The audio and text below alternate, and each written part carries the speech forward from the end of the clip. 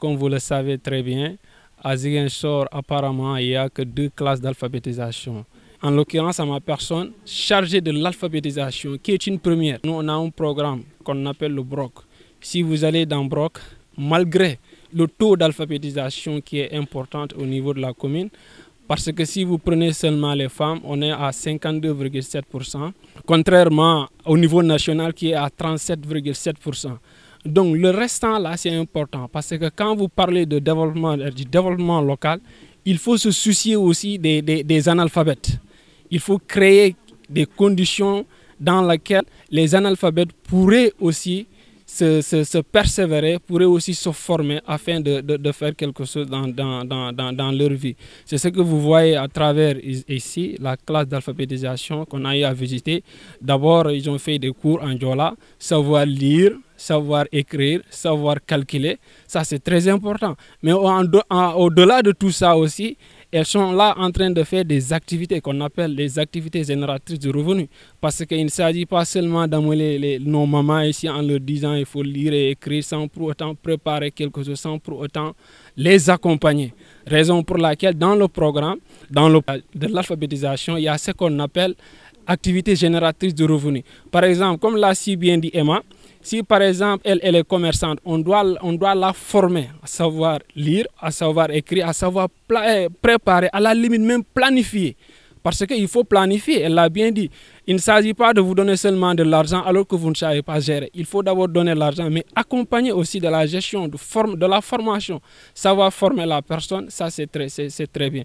Maintenant, nous, on est conscients de tout ça, raison pour l'alphabétisation aussi.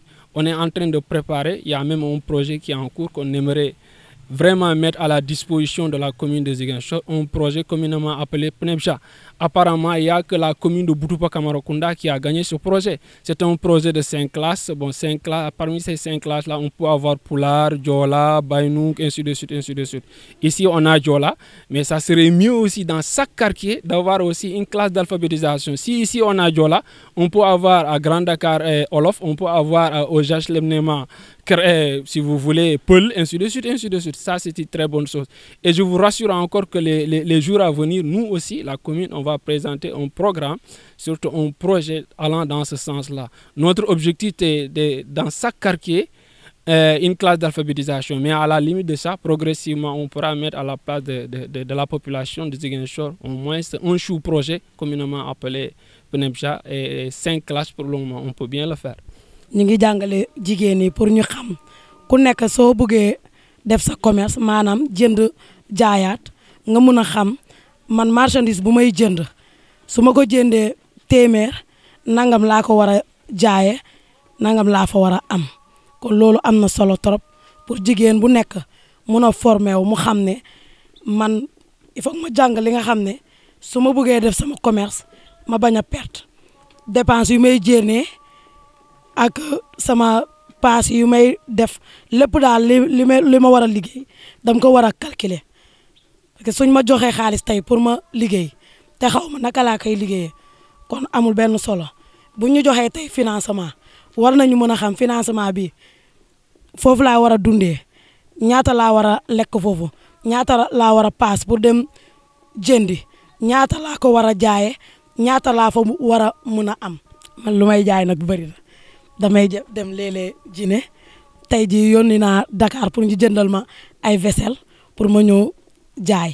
parce que jàngal nañ ma naka laa waree am gestion bu baax pour ma mën a def sama commerce parce que bu njëkk ba dama doon def commerce dañ may abal xaalis dinaa dem uti financement ci banque yi ma ñëw du ma xam naka laa ko war a utiliser mais tey jii jàng bi ak ñun jigéen ñi ku nekk day indi xam-xam.